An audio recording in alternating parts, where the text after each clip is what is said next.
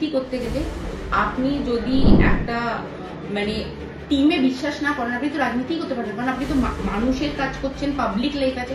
আপনি যদি নিজের বন্ধুর সাথেই মানিয়ে না চলতে পারেন, আপনি লাখ লাখ লোককে মানিয়ে কি করে চলবেন? দিদি আমাদের পরিবারের, আমার বাবা যখন আমার ঠাকুরদা ঠাকুমা মারা যায়, তারপরে আমার বাবা আমাকে বলেছিল যে আমাদের বাড়ির এখন মানে হেড হচ্ছে দিদি। সুতরাং মানে কোনো কিছু হলেও, কোনো মানে যদি কোনো বিপদ হয়, সবসময় দিদি আমাদের ওপরে, মাথার ওপরে দিদি আছে। যে একটা অন্য দেশের প্রেসিডেন্ট লিখে পাঠাচ্ছে একটা টুইটে, আমি জানতে পারছি যে আমার দেশের যুদ্ধ থেমে গেছে। তো আমার দেশের যুদ্ধ থামবে কি থামবে না তার ডিসিশন নিচ্ছে মার্কিন রাজ্যের প্রেসিডেন্ট। এটাতে কি মানে সম্মান হচ্ছে? আমার ধর্ম ইসলাম, আমি সেটাকেই মানে প্র্যাকটিস করি, কিন্তু সেটা নিয়ে আমি কতটা নামাজ পড়ি, আমি কতটা রোজা রাখি, আমি নামাজ পাঠ করি, রোজা রাখি বলে আমি লাল পাড় সাদা শাড়ি পরে দুর্গাপুজোয় কেন বেরোতে পারবো না? এই প্রশ্নটা আমাকে এই 15 বছর আগে কেউ করেনি। হিন্দুদাকে আমি মানে ছোটবেলায় দেখেছি, উনি আমার মেয়ের মুখে ভাতে এসে বিরিয়ানি খেয়ে গেছে। এখন তখন সেই মানুষটা যখন আমাদেরকে ডেকে বলে যে ও মুসলিম লাভিং, উর্দু লাভিং, কোথাও না খারাপ লাগে। কারণ মানে যখন বললাম না, যখন বড় হয়েছি তখন তো ওনাকে দেখে বড় হয়েছি, ভোট চুরি করে জিতে যাবো।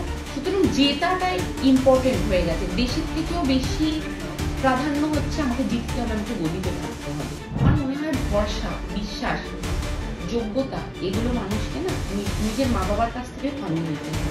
আর আমার মনে হয় আমার বাবা সেটা থামিয়েছে। আর এটা দিদির উদারতা, যে দিদি কখনোই মানে কখনো দিদি হিন্দু মুসলমান দেখেনি না।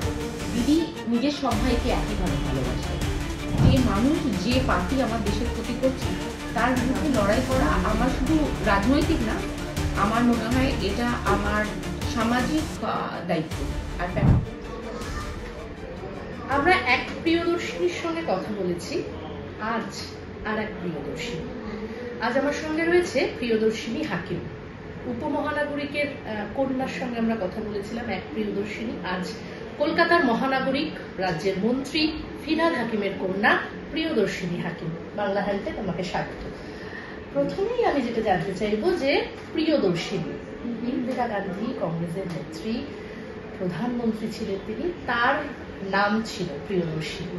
তো সেখান থেকে তোমার নাম মানে প্রিয়দর্শিনী, সেটা কি কোথাও গিয়ে কংগ্রেসের ঘরানার, যেহেতু ববিদা আগে কংগ্রেসে ছিলেন, এবং ইন্দিরা গান্ধীর কোথাও গিয়ে কি কোনো ইয়ে রয়েছে, প্রভাব রয়েছে এই নামটার মধ্যে?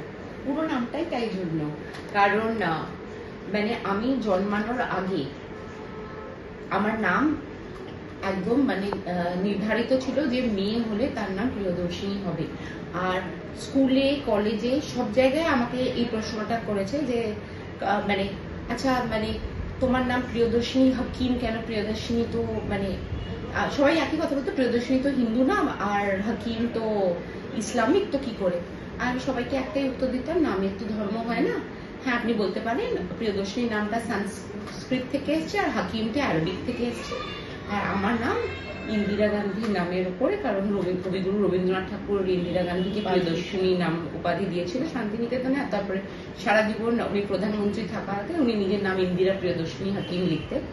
আর আমার বাবার মানে উনি কংগ্রেস জয়েনই করেছেন, আপনি এখানে দেখতেও পাবেন ইন্দিরা গান্ধীর ফটোও আছে বাবার অফিসে, যেখানে আমরা এখন বসে আছি। তো আমার সারা জীবন আমাদের বাড়িতে, হ্যাঁ, যে আমার মা বাবার বেডরুমের বিছানার ওপরে যে সবচেয়ে বড় ফটোটা ছিল সেটা ইন্দিরা গান্ধীর ফটো ছিল অনেক বছর অব্দি, মানে এখনো ওটা পার্টি অফিসে আছে ওই ফটোটা। তো নিশ্চিতভাবে মানে আমরা তৃণমূল কংগ্রেস, তো কংগ্রেস থেকে বেরিয়ে এসেছিলাম, হ্যাঁ, মমতা বন্দ্যোপাধ্যায়ের নেতৃত্বে, যখন দেখা গেছিল যে আমাদের পশ্চিম বাংলায় যে যে জিনিসটা আমাদের দরকার সিপিএম কে সরানোর জন্য, যে প্রতিষ্ঠা বল, যে ডিসিশন পাওয়ার যেগুলো দরকার ছিল, সেগুলো যেহেতু মানে কেন্দ্রীয় কংগ্রেসের সাথে আমাদের হচ্ছিল না বলে, তাই জন্য তৃণমূল কংগ্রেস সেখান থেকে তার ইনসেপশন। তো তাই জন্য কিন্তু নিশ্চিতভাবে আমাদের রাজীব গান্ধী, ইন্দিরা গান্ধী, জওয়াহরলাল নেহরু, আমরা গান্ধীবাদে বিশ্বাসী, তাই জন্যই আমরা আমার নাম প্রিয়দর্শিনী। আচ্ছা, ছোটবেলা থেকেই রাজনীতির সঙ্গে রাজনীতি দেখে বড় হওয়া যাকে বলে, তো সেখান থেকেই কি রাজনীতির প্রতি এতটা মানে আবেগ জড়িয়ে বা এই যে সক্রিয় রাজনীতিতে আসা? দেখুন, আমাকে যখন লোকে জিজ্ঞেস করে কবে থেকে রাজনীতিতে এলে বা এবার রাজনীতিতে, ছোটবেলায় আমি জিনিসটা ওটা রাজনীতি বুঝতাম না। আমি শুধু বুঝতাম যে যখন গরমের ছুটি হয় সেই সময় সব বন্ধুরা গরমের ছুটিতে পুরী যাচ্ছে, দীঘা যাচ্ছে, দার্জিলিং যাচ্ছে, বম্বে, গোয়া যাচ্ছে। তখন প্রত্যেকবারই আমি শুনতাম বাবার ইলেকশনের সময়, সেই সময় কিছু করা যাবে না, তো আমার গরমের ছুটির কাজ হচ্ছে গিয়ে পার্টি অফিসে সব কাকুদের জেঠুদের সাথে বসে থাকা, তাদের সাথে চা বিস্কিট খাওয়া, গল্প করা। তো সেভাবে একটা রাজনৈতিক পরিবেশ ছোটবেলা থেকেই ছিল।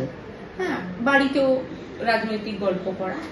আর আমি তখন ওটাকে অতটা রাজনৈতিক জিনিস বুঝতাম না। আমি ওটাকে বুঝতাম যে বাবাকে, অনেকে বলতো বাবা তোমার বাবা তো মানে সমাজের কাজ করতে করতে তোমাদের কখন দেখবে। তো ওটা একটা সামাজিক মানে একটা কর্তব্য হিসেবে আমি ভাবতাম। রাগ হতো না যে বাবা সময় দিতে পারছে না বা না, আমার বাবা তবুও আমাকে অনেক সময় দিত। আমি বললাম না যে আমাকে তো সন্ধ্যেবেলা টানতে টানতে, আমি তো বাবার সাথেই রয়েছি, গিয়ে চা বিস্কিট খাচ্ছি, রাজনৈতিক ডিসকাশন হচ্ছে, আমি খেলে বেড়াচ্ছি।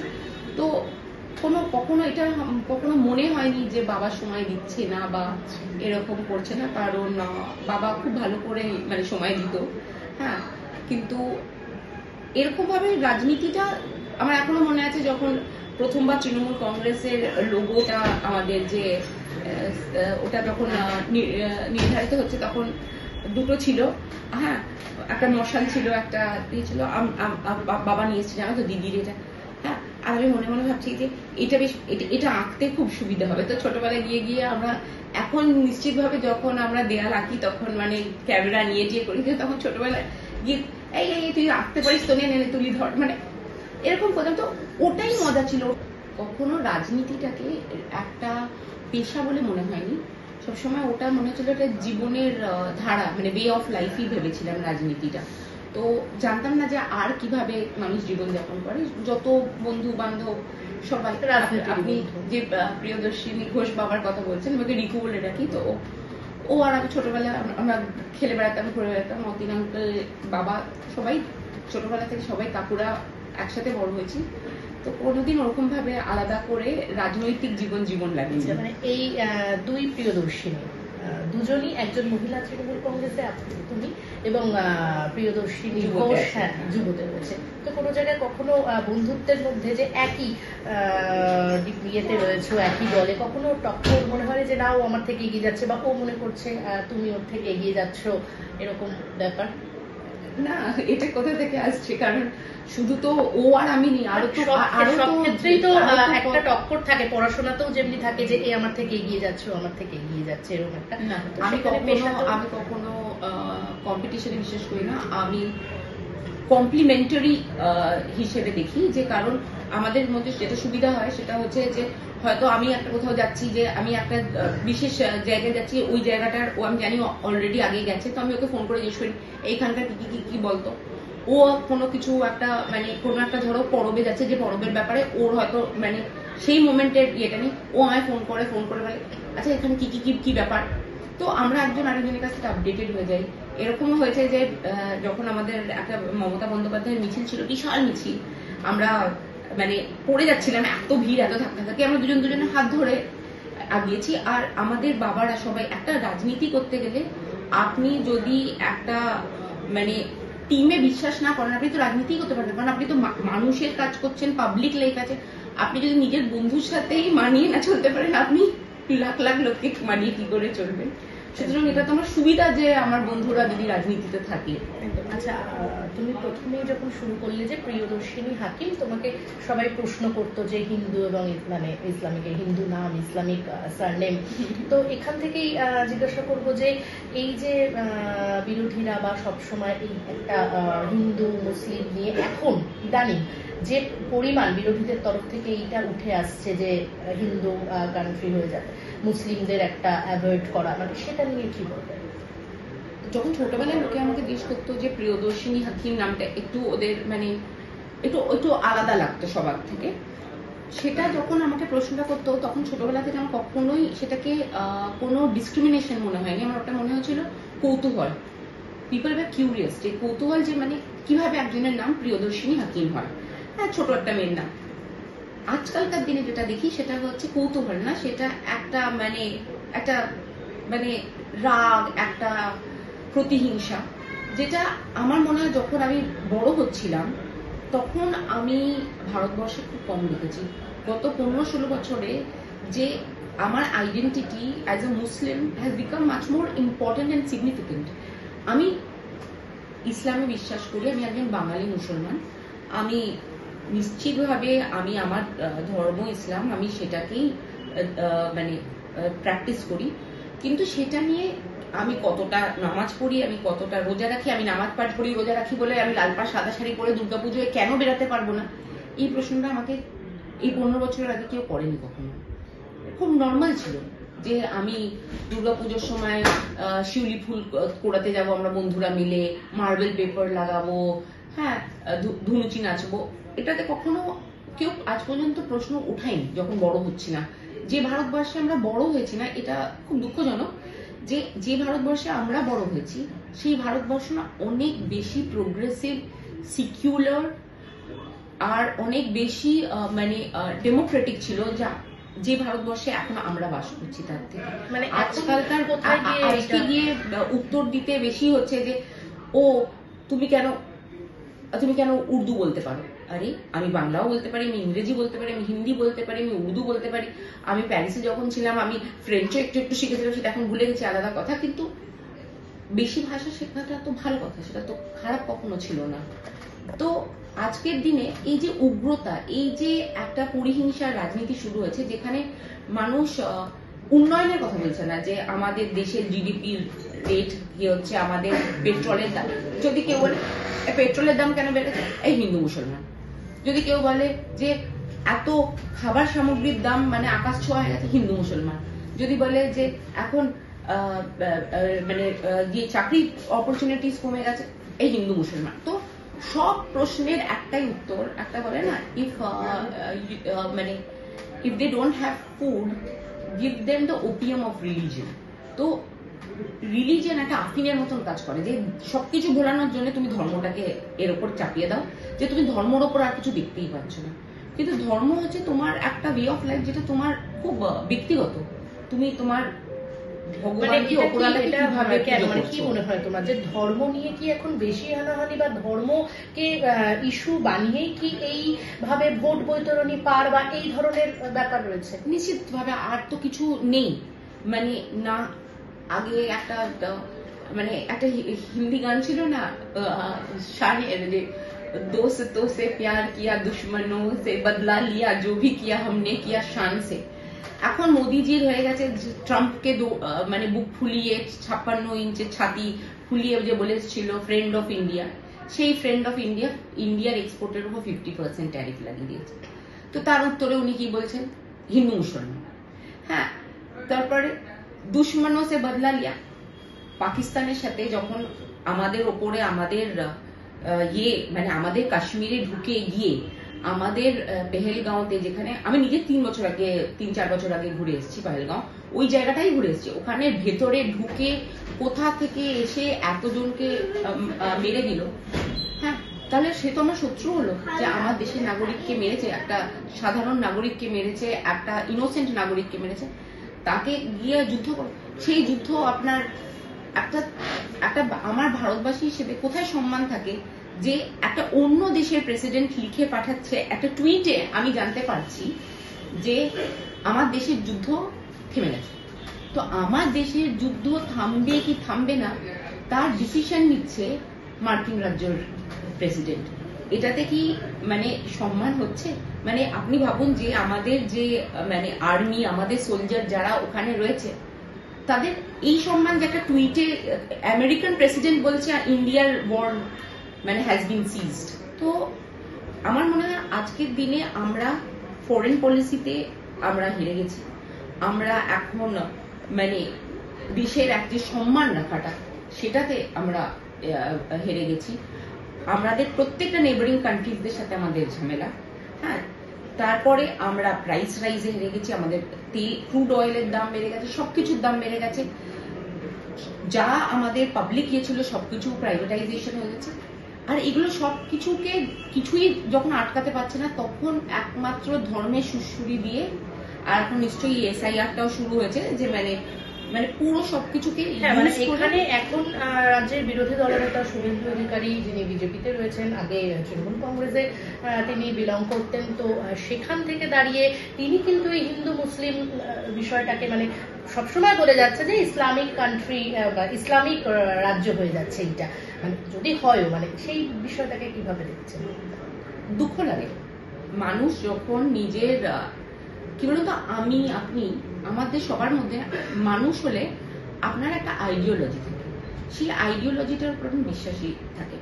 আমি এটার ব্যাপারে বেশি কিছু বলতে চাই না, কারণ আমি না একটু ব্যক্তিগত পরিচর্যা করা আমার পছন্দ না। কিন্তু খারাপ লাগে, কারণ শুভেন্দুদাকে আমি মানে ছোটবেলায় দেখেছি, উনি আমার মেয়ের মুখে ভাতে এসে বিরিয়ানি খেয়ে গেছে। এখন তখন সেই মানুষটা যখন আমাদেরকে দেখে বলে যে ও মুসলিম লাভিং, উর্দু লাভিং, কোথাও না খারাপ লাগে। কারণ মানে যখন বললাম না, যখন বড় হয়েছি তখন তো ওনাকে দেখে বড় হয়েছি, মানে ওনাকে দেখিয়েছি সক্রিয়ভাবে মমতা ব্যানার্জিকে বিশ্বাস করছে, তৃণমূল কংগ্রেসের আইডিওলজিতে বিশ্বাস হচ্ছে, তারপরে হঠাৎ করে রাতারাতি মানে মানে জয় শ্রীরাম বলে হঠাৎ করে এরকম করে মানে একটু বুঝতে অসুবিধা হয়। তখনই মনে হয় যে হ্যাঁ, এখন বড় হয়ে গেছি, এখন বুঝতে পারবি যে মানে ঠিক আছে, মানে হয়তো তখন ছোটবেলায় ভেবেছিলাম কাকু কাকু কাকু, কিন্তু মানুষ নিজের রাজনৈতিক স্বার্থের জন্য নিজের আইডিওলজি, নিজের স্টেটমেন্ট, নিজের স্টান্স, নিজের সম্পর্ক সবকিছু রাতারাতি বদলাতে পারে।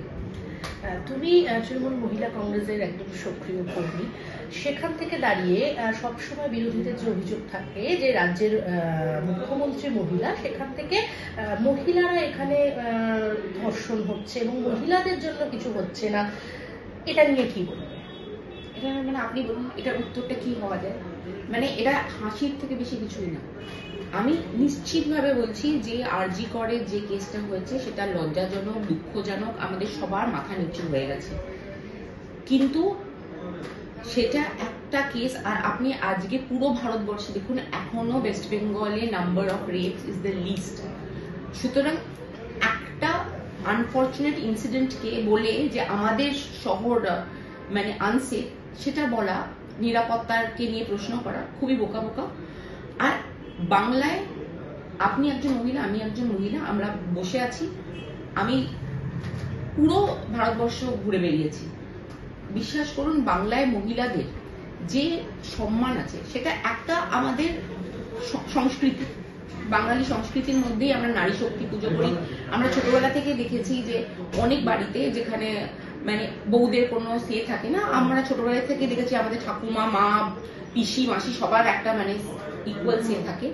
আর মমতা বন্দ্যোপাধ্যায় আজকে মহিলাদের জন্য যেগুলো যেগুলো করেছে, সেটা লক্ষ্মীর ভান্ডার বলে তাদেরকে একটা অর্থনৈতিক স্বাধীনতা, তার একটা নিজের একটা decision making power, financial decision making power বলুন, কি আপনি যদি বলেন যে কন্যাশ্রী করে 18 বছর অব্দি মেয়েদের পড়াশোনা করবার যে সুযোগ করে দেওয়া, যে শুধুমাত্র তাকে মানে জামা কাপড়, ইউনিফর্ম, জুতো, বই, খাতা, মিড ডে মিল সেটা তো দিচ্ছে না, প্লাস একটা টাকাও দিচ্ছে যার জন্য 18 বছর অব্দি তার পড়াশোনাটা তিনি সুনিশ্চিত করে দিচ্ছেন। সেটা নিশ্চিতভাবে মানে আমাদের ইন্টারন্যাশনাল স্বীকৃতি পেয়েছে, প্রচুর আন্তর্জাতিক স্বীকৃতি পেয়েছে। তার জন্য যেটা দেখা গেছে যে গত 10 বছরে যেটা হয়েছে সেটা হচ্ছে যে বাল্য বিবাহটা অনেকটা কমে গেছে। বাল্য বিবাহ কমে যেতে এই যে মানে প্রেগনেন্সির সময় যে মৃত্যুর হার মহিলাদের, সেটা অনেকটা কমে গেছে। অনেক মহিলাদের মানে যে মৃত্যু হয়ে যেত, কারণ আপনি নিশ্চয়ই 15-16 বছর বয়সে যদি আপনি বাচ্চা হতে গিয়ে অনেকজনের মৃত্যু, কারণ আপনার তো বায়োলজিক্যাল সিস্টেম ডেভেলপড না, রিপ্রোডাক্টিভ সিস্টেম ডেভেলপ না। তো এই জিনিসগুলো, তারপরে রূপশ্রী, তারপরে মানে student credit card loan is applicable for both men and women, মানে বোথ বয়েজ এন্ড গার্লস। তো এই যে এই সবকিছু করে, এত কিছু করে আমাদের স্বাস্থ্য সাথী, যেখানে মানে একটা মহিলাকে সেই স্বীকৃতি দেয়া, যে মানে সব জায়গায় তো আমাদের পাসপোর্ট বলুন, যেখানে সব জায়গায় ফাদার্স নেম, সেখানে একটা মহিলার নামে আপনার বাড়ির কার্ডটা হচ্ছে, সেটা একটা মহিলাকে একটা সম্মান দেয়। সুতরাং আমার মনে হয় এটা একদম বেকার কথা। হ্যাঁ, আপনার এখানে ক্যামেরাম্যানও একজন মহিলা, আপনিও মহিলা, আমিও মহিলা, আমরা এখানে বসে আছি। আমার তো মনে হচ্ছে না কোথাও আমরা মহিলারা মানে বাংলায় পিছিয়ে আছি। রাজ্যে 26,000 শিক্ষক শিক্ষিকা তারা এখন বেকার, দীর্ঘদিন ধরে তারা আন্দোলন চালাচ্ছে। তাদের উদ্দেশ্যে কি বার্তা দেবেন? মানে এটা কি কোথাও গিয়েও একটা মানে একটা মানবিক দিক তো এটা রয়েছে, মানে যে যারা চাকরি করতো তারা আজকে চাকরি হারা। এই বিষয়টা খুব দুঃখজনক, কিন্তু যেহেতু এটা এখন একটা জুডিশিয়াল ম্যাটার, আমি এটার ব্যাপারে কোনো মন্তব্য করব না, কারণ এটার উপর মন্তব্য করা ঠিক হবে না। কিন্তু নিশ্চিতভাবে দেখুন, মানে চাকরি মানে যে যেভাবে চাকরি পেয়েছে, কিন্তু কি বলবেন তো, মানুষের তো একটা প্রয়োজনেই মানুষ চাকরি করতে পারে। নিশ্চিতভাবে তার যোগ্যতা নিয়ে এখন একটা প্রশ্ন, সবকিছুই আছে, কিন্তু মানে এটা দুঃখজনক কারো চাকরি চলে যাওয়া, সেটা খুবই দুঃখজনক। কিন্তু আমি যেহেতু বললাম যে যেহেতু এটা একটা জুডিশিয়াল এখন ইয়ে চলছে, আমি এটার ব্যাপারে একটা কোনো মন্তব্য করতে। ফিরহাদ হাকিম, তোমার বাবা, তিনি মুখ্যমন্ত্রী মমতা বন্দ্যোপাধ্যায় খুব কাছে, এটাই সবাই সব সময় বলে, এবং এটা নিয়ে বেশ হিংসা, একটা লড়াই, এই ধরনেরও ব্যাপার আছে। যখন এইগুলো শোনো বা টিভিতে দেখো, কখনো খারাপ লাগে না বা তাদের ওপর রাগ হয় না? না, কারণ দিদি আমাদের পরিবারের, আমার বাবা যখন আমার ঠাকুরদা ঠাকুমা মারা যায়, তারপরে আমার বাবা আমাকে বলেছিল যে আমাদের বাড়ির এখন মানে হেড হচ্ছে দিদি। সুতরাং মানে কোনো কিছু হলেও, কোনো মানে যদি কোনো বিপদ হয়, সবসময় দিদি আমাদের ওপরে, মাথার ওপরে দিদি আছে। তো আমার কখনো এটা মানে, এবার দেখুন একটা পরিবার থাকলে পরিবারের ঝামেলা হতেই পারে, কিন্তু দিদি, আমার বাবা দীর্ঘদিন ধরে বছরের পর বছর তো দিদিকে ইয়ে করছে, মানে দিদি ভাইফোঁটা দেয়, হ্যাঁ, দিদিকে দিদির মতনই ভালোবাসে। যখন আমাদের কিছু ছিল না, মানে মানে রাজনৈতিক ভাবে আমরা সরকারে ছিলাম না, আমরা সবাই একটা, তখনও দিদির বাড়িতে যেতাম। হ্যাঁ, তখন দিদার হাতে, মানে ওনার মায়ের হাতে, দিদার হাতে মুড়ি খেতাম। হ্যাঁ, এখন নিশ্চিতভাবে অনেক বেশি নিরাপত্তা, অনেক কিছু, এখনো দিদির বাড়ি যাই। হ্যাঁ, আর দিদির মধ্যে যে আন্তরিকতাটা, সেটা এখনো রয়েছে, এখনো পর্যন্ত। এই শোন, কি ব্যাপারে তো মানে রেগে যাওয়া, কি ভালোবেসে গাল টিপে দেওয়া, তো দিদির আন্তরিকতায় তো মানে নিশ্চিতভাবে সেই মানুষটা এখন মুখ্যমন্ত্রী, তার কাজ, তার দায়িত্বের কোনো শেষ নেই। তো কিন্তু মানে আমার মনে হয় না যে এটা কোনো মানে কোনো স্পেশাল এফোর্ট কি রয়েছে? সবসময় বিরোধী বলো বা তোমাদের দলেরই এটা নিয়ে একটা ঈর্ষা রয়েছে, কেন ফিরহাদ হাকিম মুখ্যমন্ত্রীর এত কাছে, একভাবে কেন, মানে এত বিশ্বাস? কারণ সেই মানুষটা বছরের পর বছর নিজের যে লয়্যালটি, নিজের নিষ্ঠা, নিজের দায়িত্ব, কর্তব্য, তার মানে এক্সাম্পল দিয়ে গেছে, তার উদাহরণ দিয়ে গেছে কাজের মধ্যে। যখনই পার্টিতে একটা ক্রাইসিস এসছে, তখন সেই মানুষটা কিন্তু নির্দ্বিধায় দাঁড়িয়েছে, দাঁড়িয়ে সেই দায়িত্বগুলো, যদি কেউ একটা রাতারাতি দায়িত্ব ছেড়ে চলে যায়, তখন ওখানে দাঁড়িয়ে সেই দায়িত্বটাকে মানে নিজের করে নিয়ে সেই দায়িত্বটা পরিপালন করেছে। তো তাই জন্য আমার মনে হয় সেই বিশ্বাসটা আছে। বিশ্বাস আর সম্মান কামাতে হয়, বিশ্বাস আর সম্মান ফ্রিতে কেউ পায় না। ভালোবাসা, দিদির ভালোবাসা আমাদের প্রতি ফ্রি, কারণ দিদি সবাইকে ভালোবাসে, দিদির মনটা এত উদার, দিদি সবাইকে ভালোবাসে। কিন্তু আমার মনে হয় ভরসা, বিশ্বাস, যোগ্যতা, এগুলো মানুষকে না নিজের মা বাবার কাছ থেকে কামিয়ে নিতে হয়। আর আমার মনে হয় আমার বাবা সেটা কামিয়েছে। আর এটা দিদির উদারতা, যে দিদি কখনোই মানে কখনো দিদি হিন্দু মুসলমান দেখেনি না, দিদি নিজের সব ভাইকে একই ভালোবাসে। এসআইআর একটা ইস্যু এখন নতুন চলছে বলাই যায়। এর আগে আমরা দেখেছি লোকসভার আগে বা হচ্ছে বিধানসভা ভোটের আগে সিএ, এটা নিয়ে মানুষের মধ্যে ভীষণ একটা উদ্দীপনা। রিসেন্টলি 2026-এ বিধানসভা ভোট আসছে, এখন আবার এসআইআর। তোমাদের দলের উচ্চ নেতৃত্ব যারা রয়েছে তারা সকলেই বলে দিয়েছে এসআইআর বাংলায় করা যাবে না, মানে কি বলবো?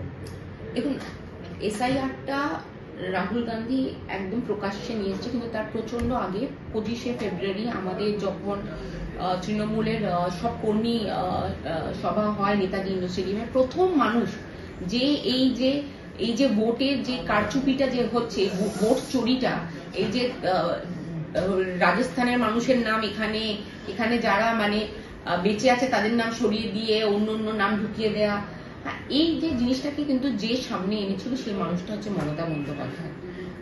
উনি প্রচন্ড বুদ্ধিমতী একজন মহিলা, মানে ওনার সবকিছুর মধ্যে ওনার মানে উনি দূরদর্শী।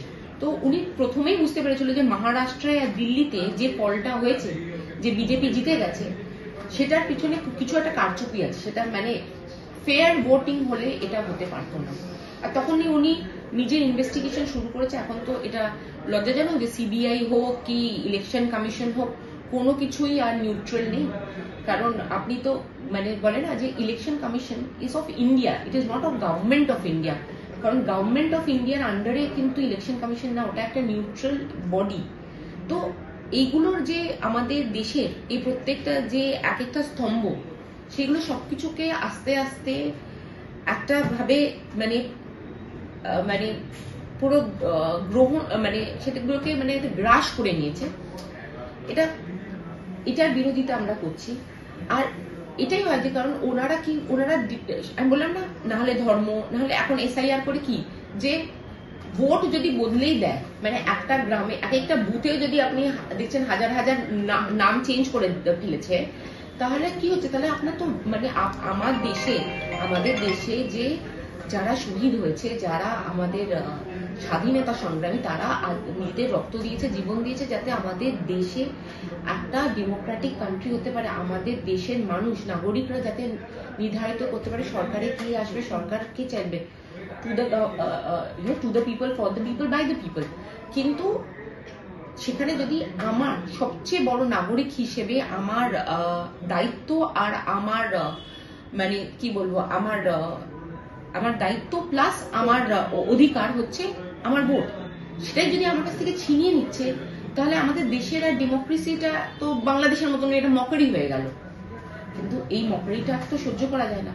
আর এটাই হচ্ছে কারণ প্রত্যেক বারই যখনই ইলেকশন আসছে, সিএ করে নাম কাটিয়ে দেবো, এনআরসি করে আরো নাম অ্যাড করে দেবো, এই এখন এসআইআর করে নামগুলোকে সব বাদ দিয়ে দেবো, এই করে মানে প্রত্যেকটা ইলেকশন গুলো হচ্ছে ইজ নট বেসড অন যে ডেভেলপমেন্ট, যে আমাদের দেশে কি কি ভালো হয়েছে, আমাদের ইকোনমিক গ্রোথ কেমন, আমাদের পার ক্যাপিটা ইনকাম কতটা, আমাদের মানে এমপ্লয়মেন্ট রেট কি, আমাদের বিলো পভার্টি লাইন কতজন আছে, এইগুলো নিয়ে কোনো ডিসকাশন হবে না। ওই যে না হলে ধর্ম দিয়ে একটা মানে ইয়ে করে দেবে, মানে মানুষকে উত্তেজিত করে দেবে। আর যদি সেটা না করতে পারে তাহলে ভোট চুরি করবো, যে মানে ভোটে এমন ভাবে করবো যে আমি ভোটগুলোকেই আমার নামে করে দিয়ে ইলেকশন কমিশনকে সাইড লাইন করে ভোট চুরি করে জিতে যাব। সুতরাং জেতাটাই ইম্পর্টেন্ট হয়ে গেছে, দেশের থেকেও বেশি প্রাধান্য হচ্ছে আমাকে জিততে হবে, আমাকে গদিতে থাকতে হবে। প্রিয়দর্শিনী হাকিম সামনেই যেহেতু বিধানসভা হচ্ছে, আমরা কি তাকে বিধানসভার দেখতে পাবো যে লড়বে তিনি? নিশ্চিতভাবে লড়বো। বিধানসভা ইলেকশনে আমাদের রাজ্যের ইলেকশন নিশ্চিতভাবে লড়বো। হ্যাঁ, বিজেপির বিরুদ্ধে লড়বো, আমাদের মমতা ব্যানার্জির হয়ে লড়বো। যে আমি একজন যোদ্ধা, আমি একজন তৃণমূল কংগ্রেসের কর্মী, আমি এই ইলেকশনটা লড়বো। কিন্তু আমি কোন পদে লড়বো সেটা দিদি নির্ধারিত করে দেবে। আমি কি মানে কামান চালাবো, না আমি ঘোড়ার ওপর উঠে লড়বো, না আমি পদসৈনিক হয়ে লড়বো, কি স্থানে লড়বো সেটা আমি জানি না। কিন্তু লড়তে আমরা সবাই প্রস্তুত, কারণ আমরা সবাই বলি লড়াই লড়াই লড়াই চাই, লড়াই করে বাঁচতে চাই। একদমই। তাও যেটা খুব স্পেসিফিক করে বলার যে প্রিয়দর্শিনী হাকিমকে কি আমরা এমএলএ এর মানে টিকিটে দেখতে পাবো, মানে সেরকম কোনো আশা রয়েছে? আমি নিজেকে সবসময় বলি আমি তৃণমূল কর্মী। আমি তৃণমূল কংগ্রেসে যখন এসেছিলাম আমাকে খুব স্পেসিফিক ভাবে আমাকে দিদি বলেছিলেন যে রাজনীতি করো। আর যেহেতু বললাম দিদি আমার মানে রাজনৈতিক ভাবে তো আমার আইডল, আমার লিডার, আমার নেত্রী সবকিছু। কিন্তু তার আগেও যখন জন্ম থেকেই মানে বাবা বলেছে যে ঠাকুরদা ঠাকুমার পরেই কিন্তু দিদি আমাদের বাড়ির সিনিয়র। তো আমাদের এটাই শিক্ষা যে বাবা মা পিসি মানে দিদির ওপরে কোনো কথা বলা যায় না। তো যখন বলেছে রাজনীতি করো তখন রাজনীতি করা শুরু করেছি। টিকিট পাবো বলে রাজনীতি করিনি। আর আমার মনে হয় যতদিন দিদি আছে, যতদিন অভিষেক বন্দ্যোপাধ্যায় আছে, যতদিন ফিরহাদ হাকিম আছে, ওনাদের নেতৃত্বে আমি যে পদে যেভাবে দেবে সেভাবে আমি মানে এই লড়াইটা করব। তৃণমূল কংগ্রেসের হয়ে করব, বিজেপির বিরুদ্ধে করব। আর শুধু বিজেপি কেন, যে কিছু আমার দেশের, আমার মনে হবে আমার দেশকে ক্ষতি করছে, যে মানুষ যে পার্টি আমার দেশের ক্ষতি করছে, তার বিরুদ্ধে লড়াই করা আমার শুধু রাজনৈতিক না, আমার মনে হয় এটা আমার সামাজিক দায়িত্ব আর প্যাট্রিয়টিক একটা ডিসিশন যে আমি আমার দেশের জন্য করব। আরো ভালো ভালো খবর দেখতে সাবস্ক্রাইব করুন বাংলা হান্টের ইউটিউব চ্যানেল। বাংলা হান্টের আরো খবর দেখতে নজর রাখুন। বাংলা খবর মানেই বাংলা হান্ট।